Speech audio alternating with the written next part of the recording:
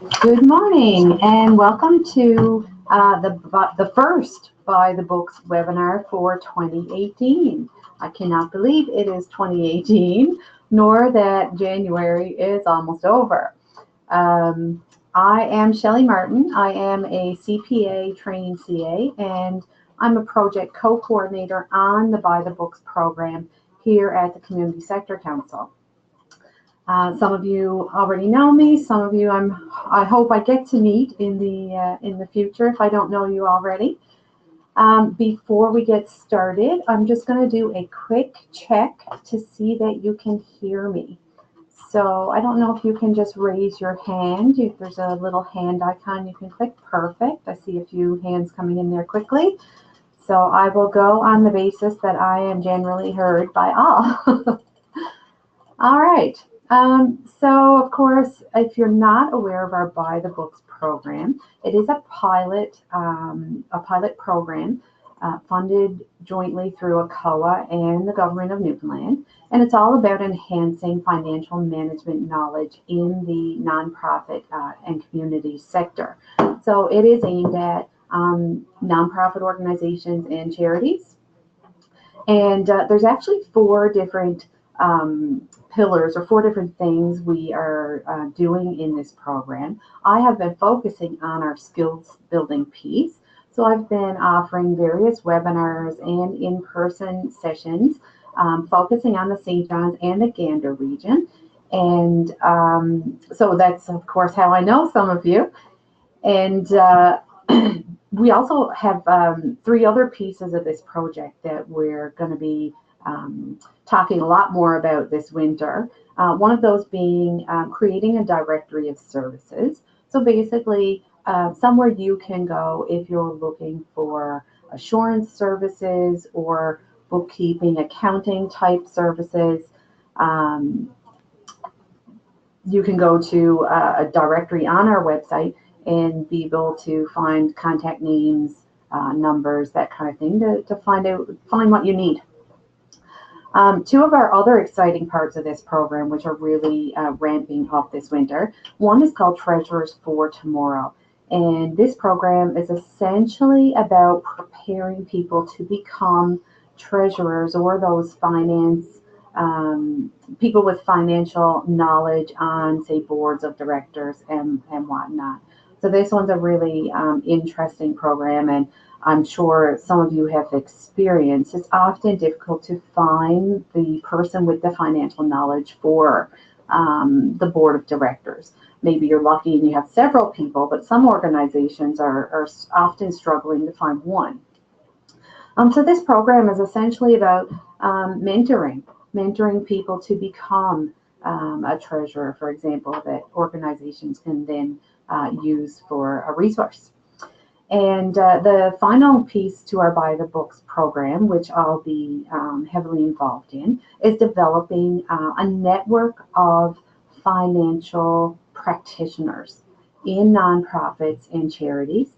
And this network is basically going to be a place where people can share knowledge, share best practices, kind of learn from one another. So we're really excited about this piece, and in the coming month, actually, we're really delving into how we can get this to work. So what it'll look like, and how people can become a part of it, and how it can be useful for them. So that's a little bit more about our By the Books program, which I'm hoping everyone has heard by now. Also, don't forget, for any of our sessions that we're going to hold, we always post them on the Community Sector NL.ca website under the events page. And the Community Sector Council also has other great programs, such as a creative HR program, the Kind Minds matching program. If you're interested in checking those out, you can go to communitysectornl.ca and read about those there.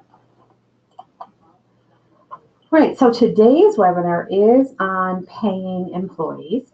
And this is just a little graphic from a pilot study that the Community Sector Council conducted in late 2014, early 2015.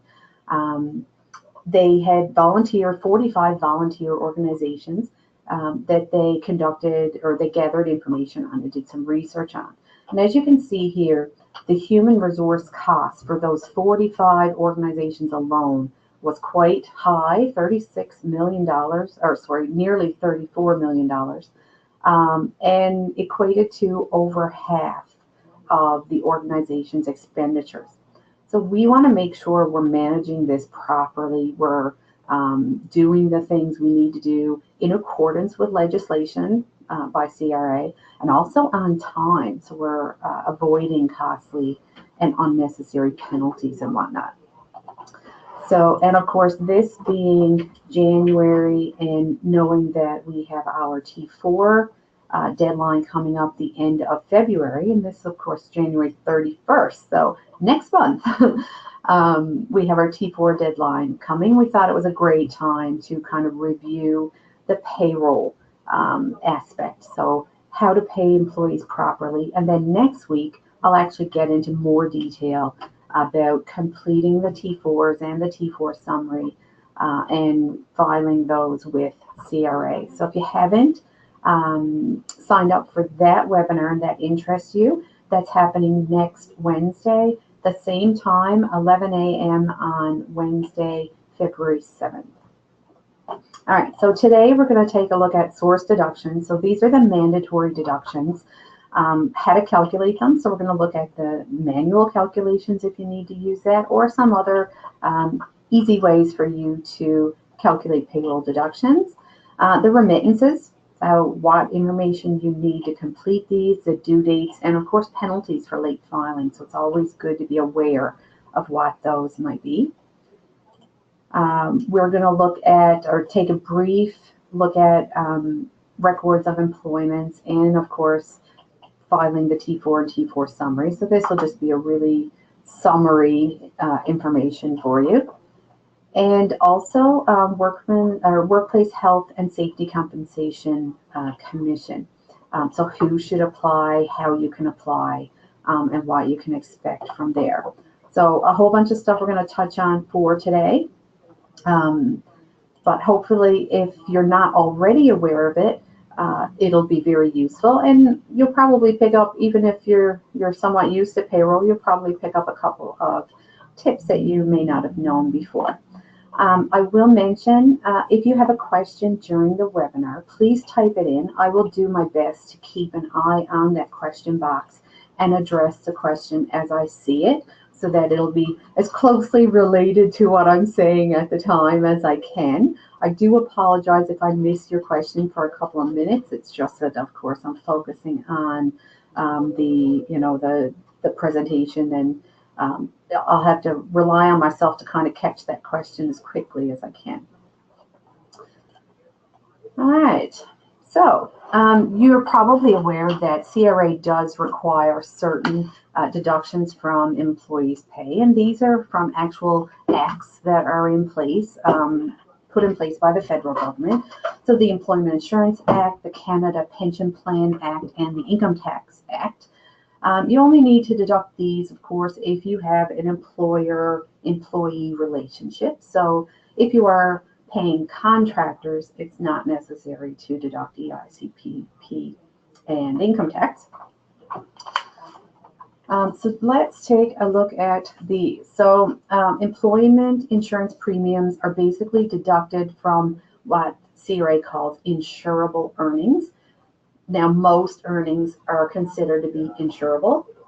There are a few exceptions that you might come across. So if there is, for example, a top-up, so if an organization pays a top-up to increase benefits under EI regulations, so maybe it's a top-up to cover a waiting period, or some organizations actually top up maternal leave.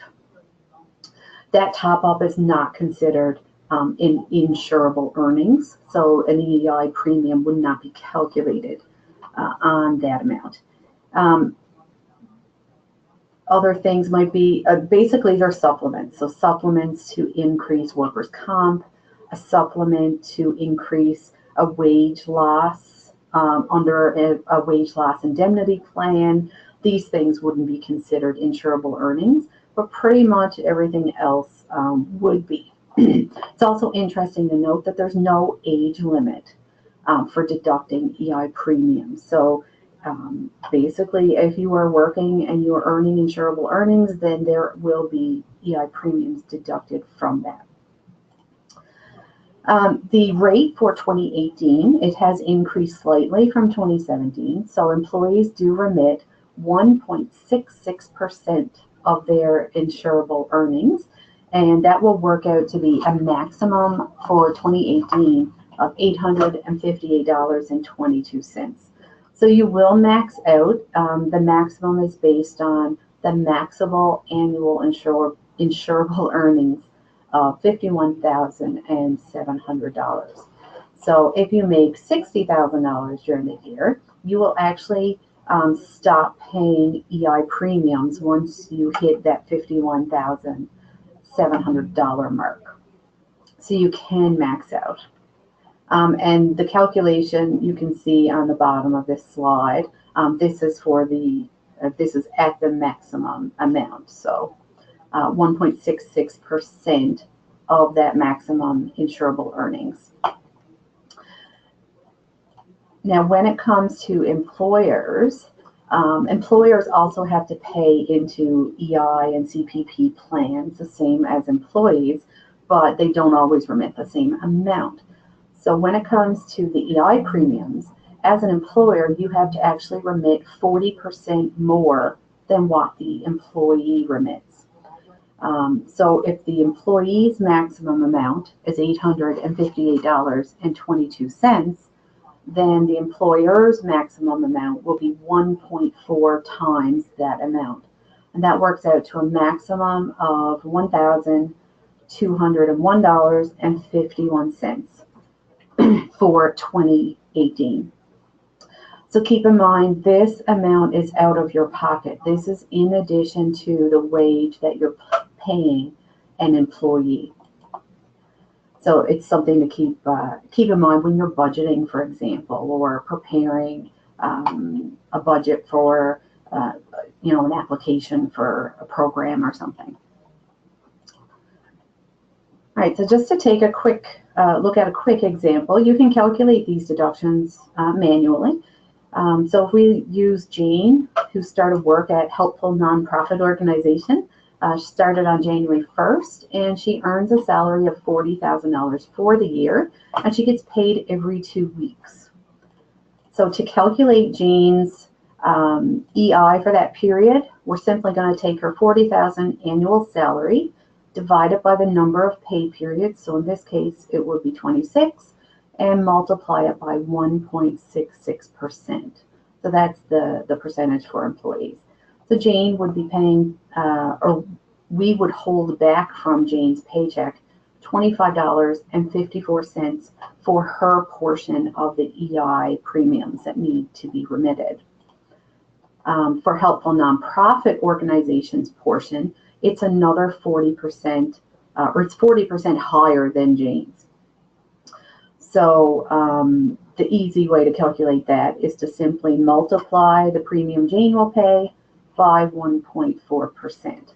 So the organization will remit a further $35.76, which is an additional expense to that organization. All right, on to CPP. Basically, CPP is deducted from every employee who is between the age of 18 and 70, who is not considered disabled under the Canada Pension Plan Act. And also when it comes to an employee who may already be receiving CPP, you would deduct CPP from their employment unless they have completed an election to stop contributing to the CPP. So they would have to be between the age of 65 and 70 to be receiving CPP benefits. and they complete this election and give it to you as the employer. That is the only time you would not deduct CPP from that particular employee. So again, there's not a lot of situations where you're not going to deduct CPP.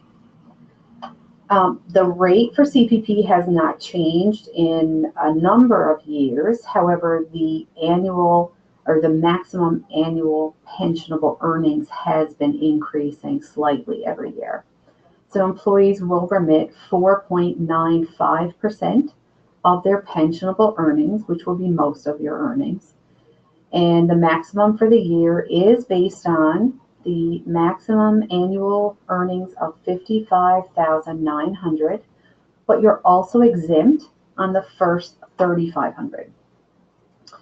So the calculation itself is the maximum of $55,900, subtract your $3,500 exemption, and then multiply by 4.95%. That will give you the maximum amount of CPP an employee will pay in 2018. It's interesting to note, we may often have employees who are working short term and who will not ultimately earn more than $3,500. So you may be tempted to not deduct CPP from that employee's pay. However, this is a total exemption for the employee based on all of their earnings from all employers. So that employee may be working for you for a few hours, maybe working for someone else, and maybe working for somebody else. It is up to the employee to tell you if they do have other earnings, and therefore they may have to pay to have CPP deducted. And they can do so by completing the TD1, which is the personal tax credit return. And I will have a link to the TD1 at the end of this presentation. So if you need to get that document. So essentially, if an employee is not making more than $3,500 working for you, but they do have other employment that puts them over that threshold, then you need to check with them to see if CPP should still be deducted.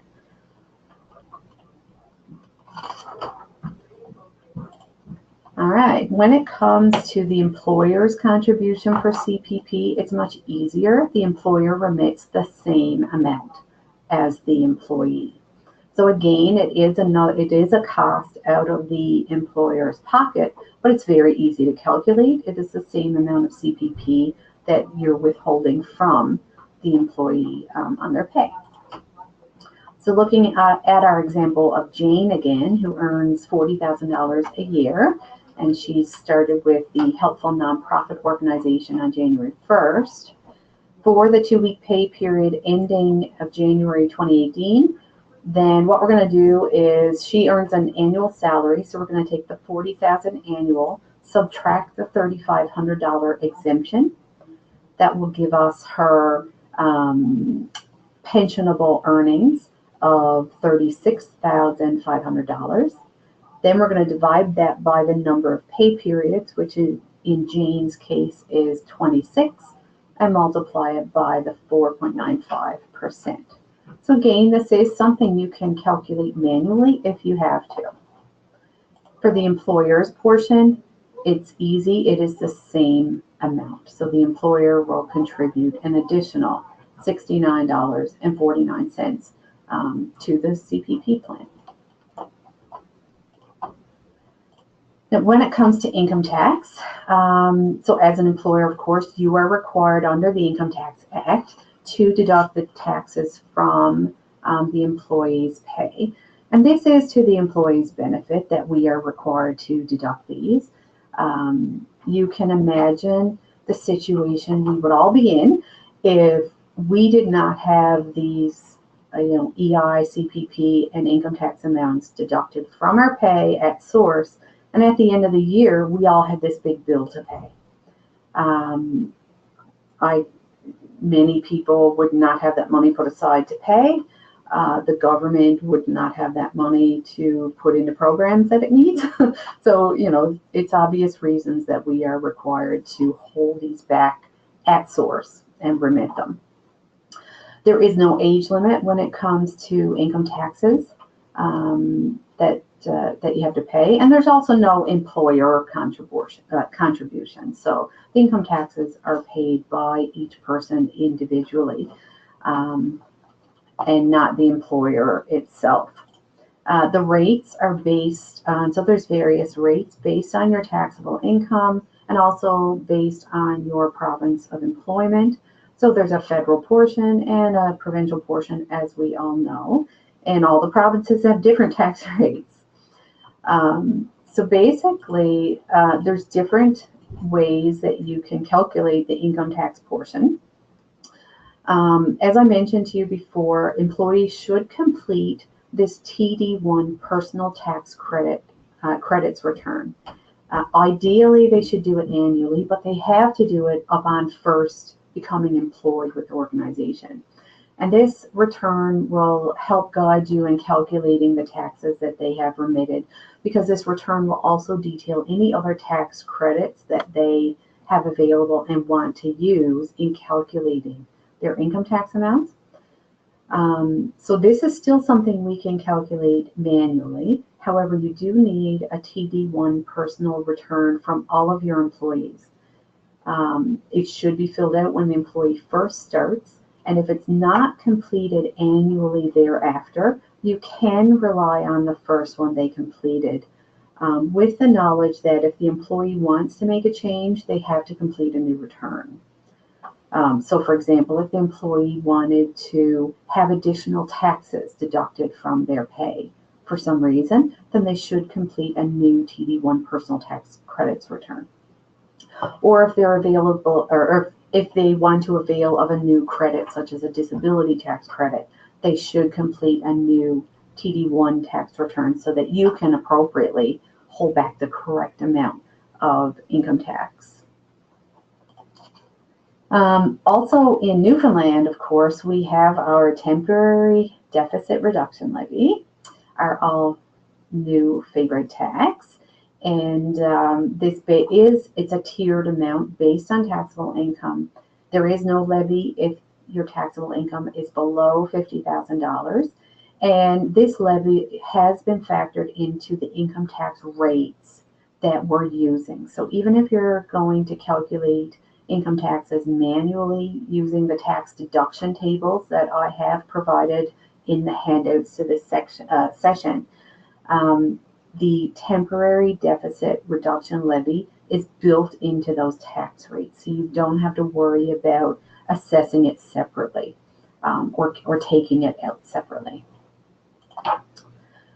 So methods of calculating the taxes, as I said, you can calculate them manually. What you will need is the employee's TD1. So you need to know which claim category the employee is based on the credits they're claiming. You will also need, of course, the organization's pay period. So there are different tax tables for if you are paying bi-weekly, if you're paying weekly, if you're paying semi or bi-monthly. There's several different tax tables that you can use. So you will have to look at the frequency of the payments and select the correct table, and the claim code for the employee based on their TD1 that you complete. Using that information along with, of course, the employee's pay or their gross pay, you can manually calculate the amount of income tax that an employee would use. So the link is here as well as at the end of the presentation for if you need to manually calculate the income tax. And as well, you can manually calculate the EI and CPP using these tables aside from how we calculated in the slides. So there's a couple of different ways you can calculate those. You may be using accounting software that has payroll modules. That's great. You just need to make sure that the software is updated for payroll rate changes and whatnot. Of course, some of us don't have, some of our organizations may not have the funds to acquire this, to have software that actually has a payroll module. So a nonprofit organization with limited resources can really avail of this third option called the Payroll Deductions Online Calculator.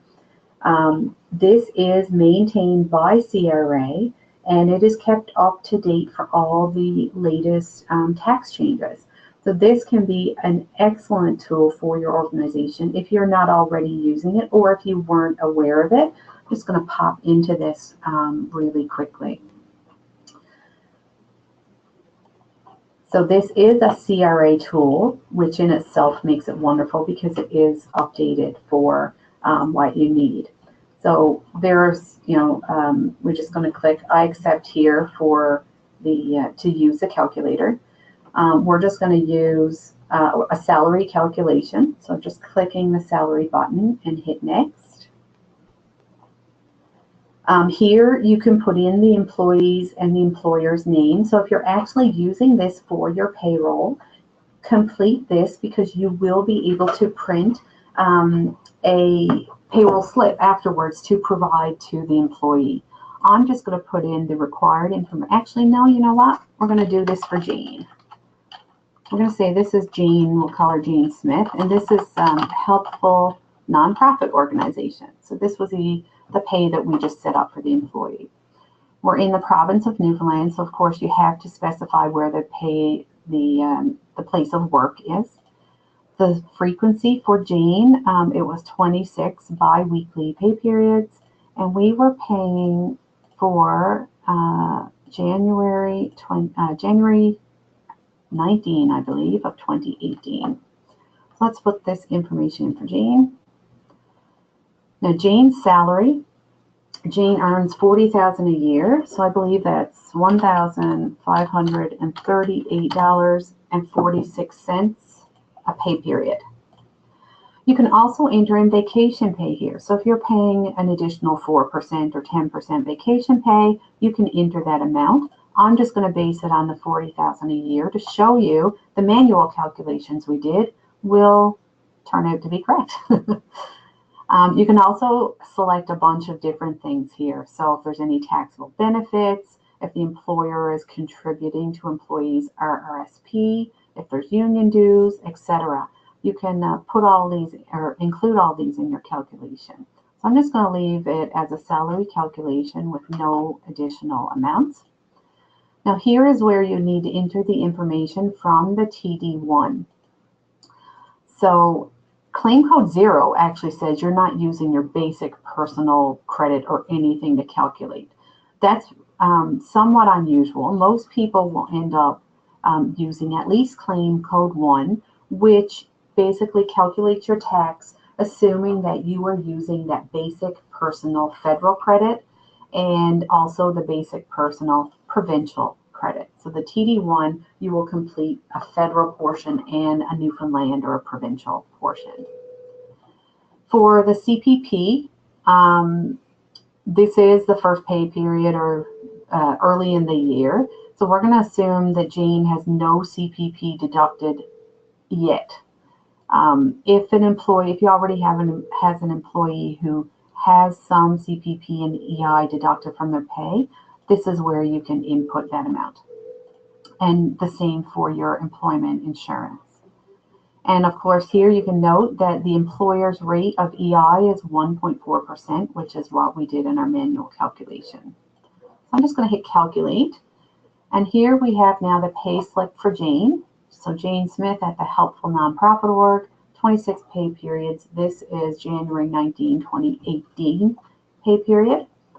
Her gross salary is $1,538.46. Here is the federal and the provincial taxes based on her income levels.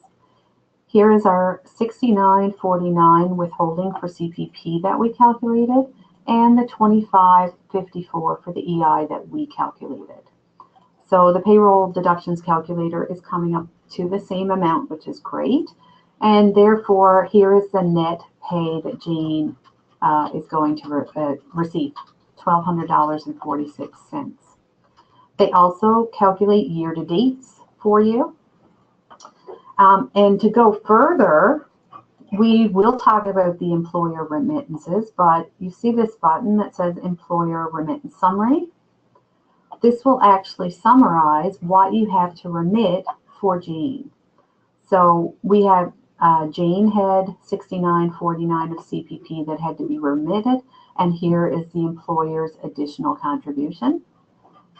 For EI, Jane's EI portion was $25.54, and we had to remit an additional 1.4 times that amount for $35.76.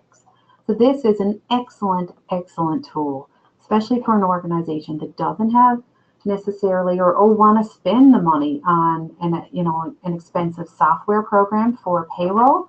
You can use this online calculator. Really great if you don't have too many employees. It can be a little more cumbersome the higher number of employees you have. But it's an excellent tool for calculating payroll and also for the help with the remittances portion and calculating the employer portion of deductions. All right, so if you haven't used that before, great tool. All right, I'm just double checking my questions. There's none there yet, so I will keep going. All right, and as I said, all of these methods do factor in that temporary deficit reduction levy tax. So you don't need to worry about, if you're using either of these three, forgetting about that portion. All right, remittances. So of course we have to remit to CRA all of the amounts that we withheld from that employee's pay. So that includes the EI premiums, the CPP contributions, and the income tax that we calculated and withheld on the employee's behalf. We also have to remit what we call the MERC, and these are the employer's portions of the EI and CPP that we calculated. So when people refer to MERC, this is the mandatory employment related costs. So this is what they're referring to. When you remit these amounts, there's various pieces of information you're going to need. You're going to need to report the remitting period end date. So what was the last day of the period relating to that particular payroll or period. The gross wages. So this would be the gross wages for all the employees you paid during that period. The number of employees. So you do need to report the number of employees. And of course, the total amount that you are remitting. So that is all the employees' portions and all of the employer's MERC, right? The mandatory employer costs. How to remit? There's a bunch of different ways, which is good. We have lots of options. Electronically, you can use CRA's My Payment option. There is a pre-authorized debit option in My Business account if you are set up for that. And neither of those, CRA does not charge for using those options. So there's no fee charged by CRA at least for those. You can use internet or telephone banking. Now, whether or not there's a fee depends on your banking plan and what options you have. You can also use a third-party service provider. So you may be using ADP or Ceridian for your payroll processing. They, of course, will charge fees for doing that. Manually, you can remit these in person at a financial institution. So go to your bank and file the return with a credit card through a third-party service provider, or good old-fashioned snail mail. And they go by the date that the item is post-dated or posted. So lots of different ways to remit these source deductions. Now, due dates are another thing. It really, due dates depend on what we call the remitter type. And CRA will assess and they will tell you what remitter type you are. For new small employers, you will be a quarterly remitter. So that basically means that your source deductions will be due the month following the calendar quarter, and I believe it's the 15th of the month following the calendar quarter. Quarterly for accounts that have been opened greater than a year, and they have a certain level of what they call the average monthly withholding amount. So that would be the average amount that you're remitting, the average of your monthly source deductions. So if that monthly average is less than $3,000 and you have a perfect history, meaning you don't have a history of late payments or anything of that nature, then you are considered a quarterly remitter. A regular remitter has the monthly withholding amount between 0 and 25,000, and then you have your accelerated remitters. So let's take a quick look at due dates. So as I said, a quarterly remitter, it's based on a calendar quarter, so January through March, April through June, July through September, and October through December. And it's the amount is due the 15th of the month following the calendar quarter. So for your April through June quarter, it's due. The payment is due on July 15th. A regular remitter remits monthly, so the source deductions are due the 15th of the month following the calendar month. So for the calendar month of August, the remittance is due September 15th. For September, it's due October 15th, and so on. Accelerated remitters, they could remit up to 4 times a month, depending on how they're paid and exactly how large they are. So these are for larger organizations. And if you notice, the average monthly withholding amount was more than $25,000. So that means your source deductions are on average greater than $25,000 a month. So these are larger organizations, certainly. The due dates for these really depend on when the payroll periods are. So I'm not going to get into those in detail because I'm suspecting most of you don't fall into that category, but the link is here. And of course, if you're in that category, you are probably aware of those due dates. But the link is there if you are looking to check that out. All right, penalties and interest. So of course, any amounts that we have to remit to CRA, if we're going to be late with them, they will be tacking on some penalties. These can be really stiff. So depending on what the situation is, we definitely don't want to be paying out money for unnecessarily in penalties and interest for not knowing when a due date is for a payroll remittance, for example. So the employer, you are responsible for remitting both the employee and the employer portions, even if you, for some reason, forgot to deduct those amounts from the employee's pay. So if you weren't aware that you were supposed to do that and you didn't deduct them, you still have to remit them, which means you're probably going to fall in the situation of trying to get those amounts from the employee or eating those amounts up in your budget if you can't recover the employee portions. The penalty for a late remittance for a first offense could be as high as 10% of the remittance amount. So that can be quite high depending on what, how much payroll or how much your remittances are. Subsequent to that, the penalty can be as high as 20% of the late remittance. So this can be quite costly to an organization. So make sure that you are aware of your remitting deadlines and that they are being met. We all know we don't have excess funds to be spending in, especially things like penalties and interest. So make sure you are aware of your remitting deadline based on your remitter type. All right, to touch for a minute on records of employment. This is the document that Service Canada uses. It is their most important document for administering the insurance or the employment insurance program, the EI program. So of course the ROE does report the insurable hours and the insurable earnings. Remember we talked about insurable earnings when we were talking about calculating the EI premiums employees have to pay. Well, we have to report on a record of employment what that employee's insurable earnings are and the number of insurable hours they worked.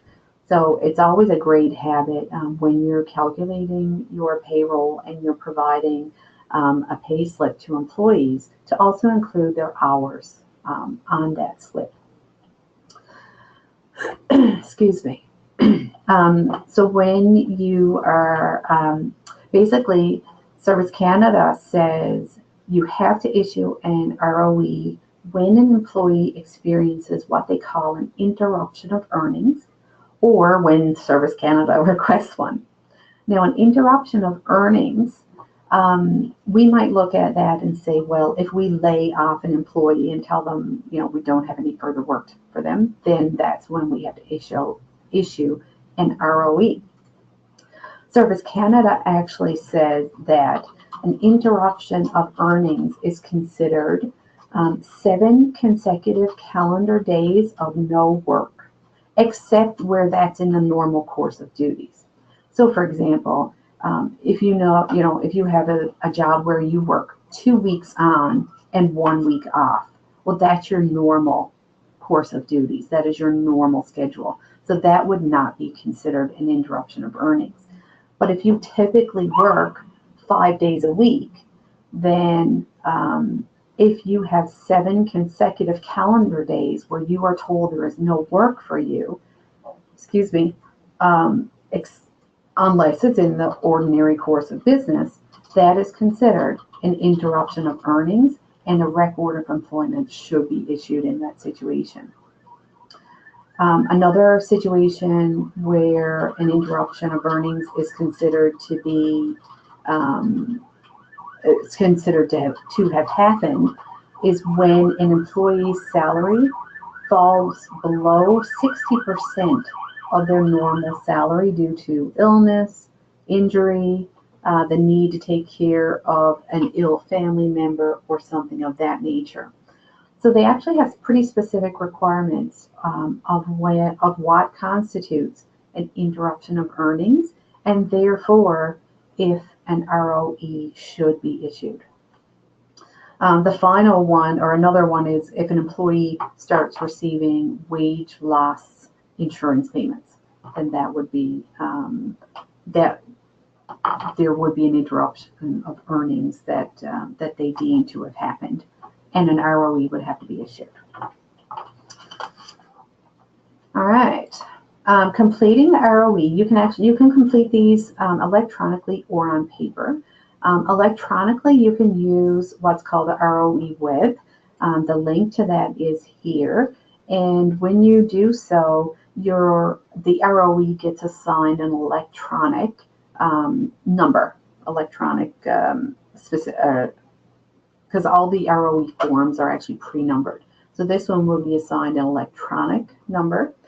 I can't give you a paper ROE because they are all pre-numbered by Service Canada. So if you want a paper record of employment to complete for an employee, you actually have to request one through the employer contact center because they are all pre-numbered. So the link for the employer contact center is here as well. The ROE web is actually really easy to use, and some programs, many software programs, you can actually upload the appropriate information to complete the ROE right to the ROE web. So it makes the completion a little easier. You just have to check the data to ensure it transferred properly. All right. T4s, as we know, we have to prepare T4s on an annual basis, and T4s are prepared for the calendar year. So even if your year end is not December 31st, your employees' T4s do look at salaries that are paid out between January 1st and December 31st for every employee. And that's also a key piece to note, that it is for the amount of salaries that has actually been paid to an employee. So if your year end is December 31st and you are preparing your year-end financial statements, sometimes we will have to make a salary accrual, right? So we have to accrue salaries that employees have worked, but we have not yet paid out.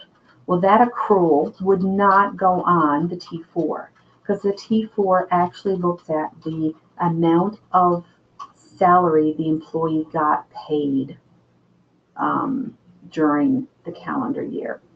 So keep that in mind. It does not include accruals. It actually has to be related to the pay the employee received.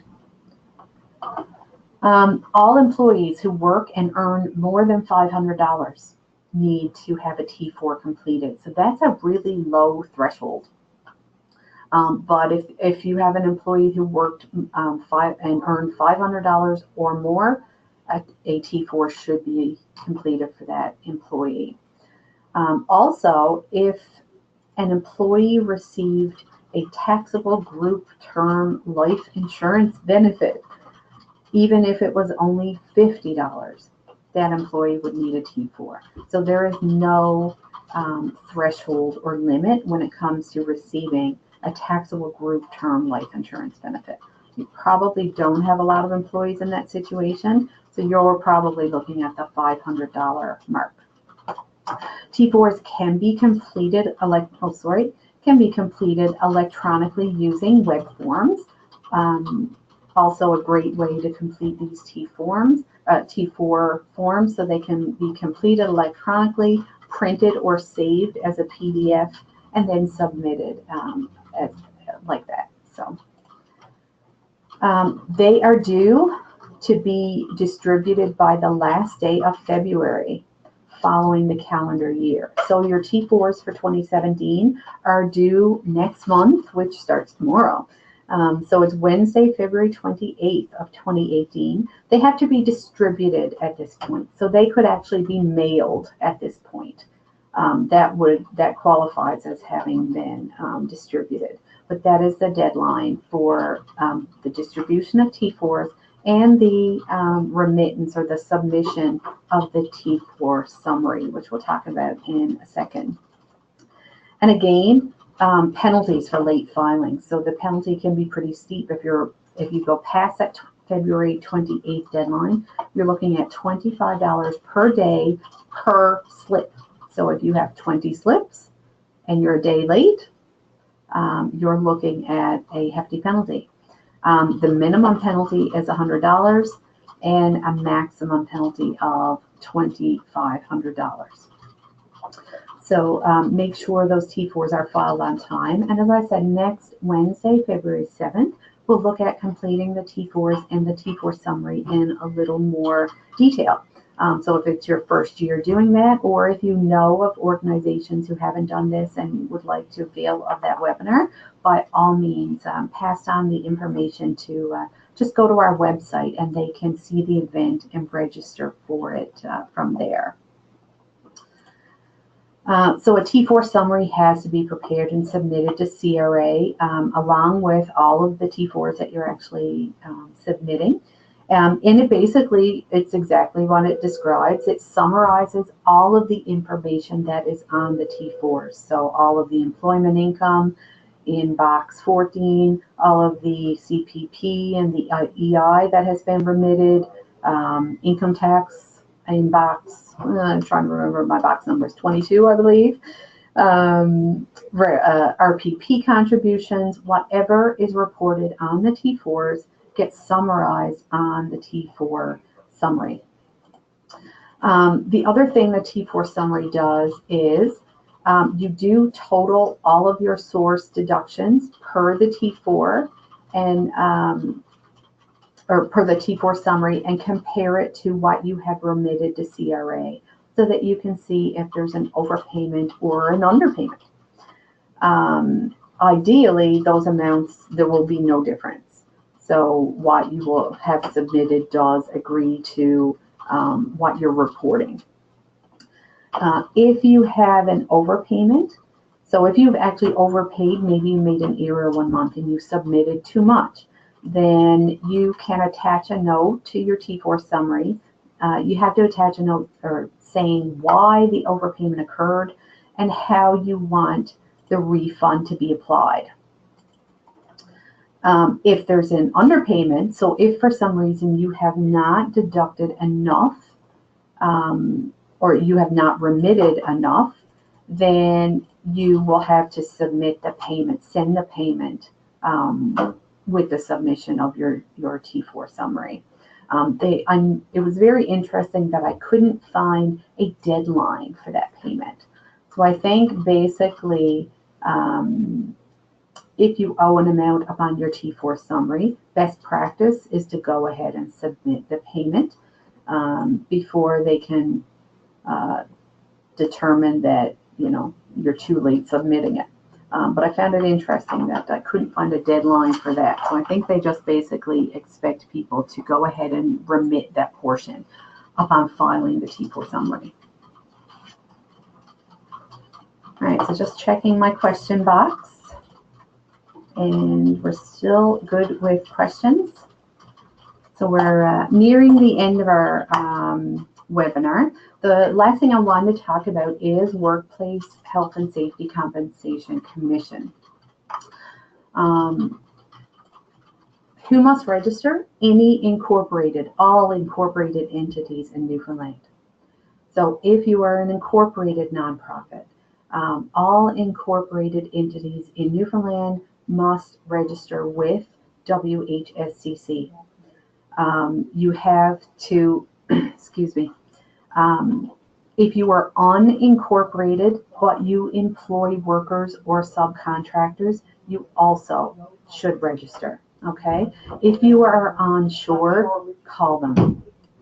Be sure that you know if you have to be registered or not. So if you're unincorporated and you're unsure if you should be registered, please contact WHSCC and make sure you know if you have to be registered or not. If it happens that you have been operating for several years and you didn't know you were supposed to be registered, they can assess. They will calculate what you should have paid and possibly assess penalties on that. So again, this is something that if you're not registered and you are unsure, you should contact them as soon as possible and make sure you don't have to be, or if you should be, you register right away. How to register? Unfortunately, you can't register online. The employer application has to be completed. I believe there's a fillable PDF, and I have included it at the also in the handouts to this webinar, as well as at the end of the webinar. But it does have to be mailed or faxed to WHSCC. When you register, you will be assigned what they call the Newfoundland Industrial Classification Code, or an NIC code. And this will be based on what your operations are, what you normally do, and what your employees normally do. In this application, you will also have to indicate if you hire contractors. So Workplace Health and Safety Compensation Commission will do their own assessment of whether or not the work that contractors do for you has to be covered under your workplace health and safety compensation fees. So they will make that assessment. Basically, you will register, they will send you an invoice, and you will have 30 days to pay that invoice. Now, they allow many different ways to pay. Most recently, within the past year or so, they have set up an interest-free payment plan, which is great. So if you have pre-authorized debit capabilities on your banking plan, then you can actually set up to have your workers' comp payment come out over 9 months interest-free. So just simply the balance you owe divided by your 9 months. So being paid in equal amounts. You can also pay online or in person at a financial institution. You can write a check, a money order. You can go pay in cash. And of course, we can use our snail mail. So often these organizations will have many different ways for you to pay. And of course, you'll select the one that best suits your needs. Now, every year, once you register with Workplace Health and Safety Compensation Commission, you will have to complete what they call the annual employer statements. There's 3 different statements here that are included in this package. So there's your payroll statement, there's an occupational health and safety statement, and the employer contractor statement. So if you employ contractors. Thankfully, these can be completed electronically. So they have a fast file system, or they have a Connect. They also have a Connect account that you can register for. You can, as I said, you can complete these electronically using an access code that they will mail to you. So I believe on the annual payroll statement they send you, that will, at the beginning of every year, that will include an access code that you can use to complete your annual employer statements. These are also due, by the way, at the end of February. All right, if there's any significant changes to the information that you've already filed with Workplace Health and Safety Compensation Commission, you should report them immediately and not wait until the following year. Otherwise, you're just going to complete your annual statements as each year comes due. All right, WHSCC also has what they call the Prime Incentive Program. So this is a program where you have the opportunity to reduce the fees that you've been assessed by Workplace Health and Safety Compensation Commission. It essentially involves 2 components. One is meeting practice requirements. And these do depend on the size of the organization. So the larger the organization is, the more stringent the requirements are, as you can imagine. So for example, if you have an organization with 15 employees, then you likely have to have an occupational health and safety committee. Whereas if you have an organization with 2 employees, it would not make sense to have an occupational health and safety committee. So the requirements are different depending on the size of your organization, and the size is often dependent on the number of employees that you have. So that's the first component. If you meet the requirements based on the size of your organization, you can get a reduction in your fee or your rate that you pay. The other side of the program is managing your claim costs. So it's called the experience incentive component. So essentially, WHSCC will assign what they call an experience incentive range for your organization, which is based on the NIC code and whatnot. If your claim costs are lower than the bottom of that range, you may actually get a refund or some portion of a refund. If your claim costs are above the top of the range, you may actually have to pay additional fees. So this is basically how the experience incentive component of the Prime program is assessed. But it's an opportunity for any organization to reduce the rate that they ultimately end up paying.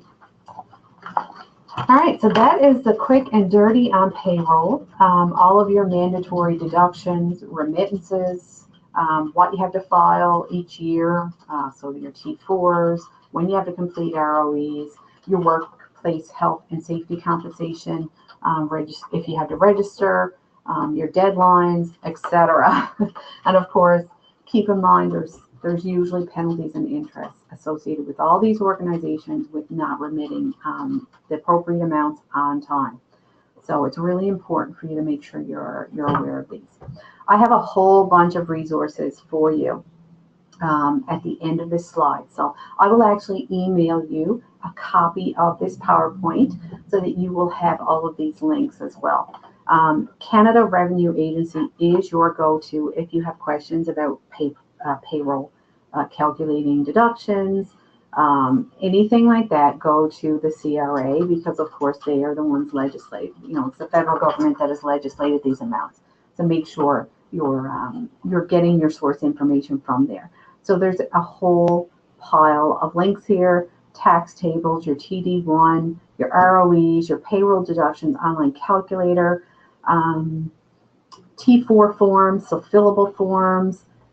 There's an employer's guide for filling out the T4 slip and the summary, so we'll talk more about that next week. But there's a whole bunch of resources here for you. For workers' comp, the main pages here, your form, your registration form, which does have to be mailed or faxed, of course. Talking about hiring contractors, if you have questions about whether or not contractors have to be covered by your organization. Information on the Prime program, and of course the Connect website where you can actually file your annual employer statements. So a bunch of resources all in one place here for you. And there's also handouts included with the webinar. So download those before you go. That leads us to the end. So thank you very much for your attention. I'm still looking at the questions and I don't see any there. You can always contact me separately. So email me or give me a call here at the Community Sector Council if you have questions. You will be prompted to fill out a very quick, it is extremely quick, survey at the end of the webinar. Please note that for the ranking questions, they do not provide a rank for you. So they give the numbers 1 to 5, but they don't actually say what they represent. So 5 would be strongly agree, 1 would be strongly disagree, and you can go on that scale. And we do ask for every session we give, whether it's webinar, in person, we do ask for completion of a feedback form for various reasons, for research purposes, as well as future offerings of a session. We'll always look to see if there's any suggestions or any changes we need to make, and also if there's anything you would like to see in the future, especially through our Buy the Books program. Please go ahead and make note of that. I'm always looking for new topics or new suggestions as to what organizations would like some help with. That being said, that is the end of our webinar. Thank you very much for your attentiveness, and I hope to see you soon or chat with you next week when we talk about our completion of our T4s and our T4 summary. Thank you very much. As I said, I'm Shelley Martin, Project Co-Coordinator with the Buy the Books program. Contact me at any time if you have any questions. I will see you next time.